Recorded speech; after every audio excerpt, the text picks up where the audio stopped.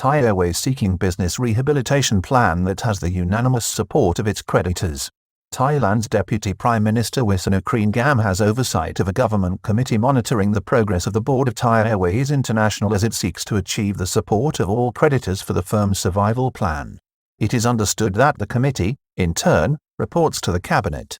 The firm ceased to be a state-owned enterprise just prior to its filing for bankruptcy in May last year in Bangkok.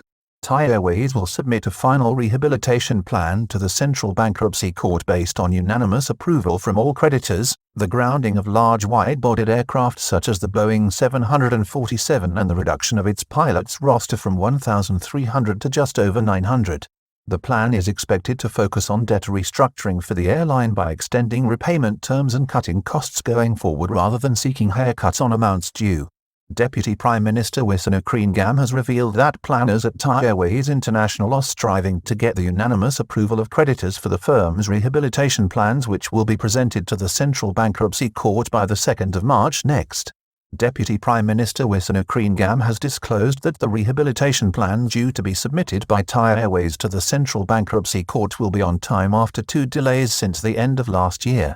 The government's top legal affairs expert, who oversees a committee liaising with the board of Thai Airways International working on a blueprint for the survival of the airline, the country's flag carrier since it commenced flying in March 1960, gave some insight into why the top executives working on the plan are up against such a difficult task.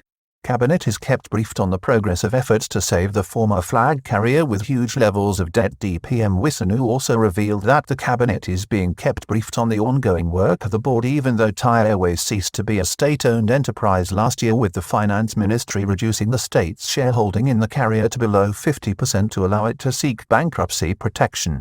The company had continuously lost huge sums of money despite earlier survival plans.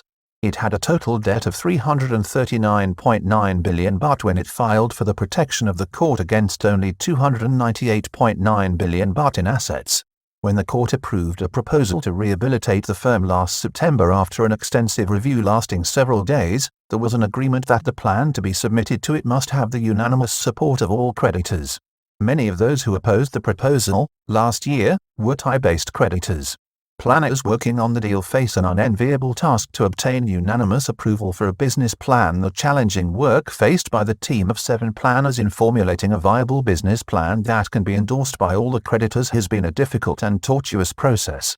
So much so that the firm's management went back to the court and asked if a majority vote of creditors to endorse any plan would be sufficient as the law allows. This was rejected by the court. Over 300 pilots to go with no recruitment in 2021 and 2022.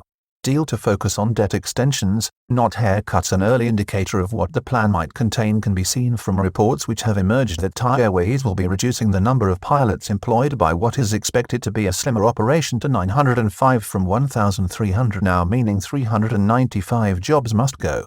In addition, it is also understood that no pilots will be recruited by the carrier this year and in 2022. The plan being looked at, while it may involve debt reduction or haircuts for some creditors, is thought to be more focused on an extension of debt repayment terms. Thai Airways executives are looking for a better deal. In the meantime, executives at Thai Airways are calling on its suppliers and lessors, many of whom are also creditors, to cut their charges to the former state-owned airline to allow it to fly back into profitability. It is also reported that the airline will dispense with its Boeing 747 fleet as well as the large Airbus 380 and Airbus A330-300 aircraft as the firm adapts to what will be an altered market after the COVID-19 pandemic eventually recedes.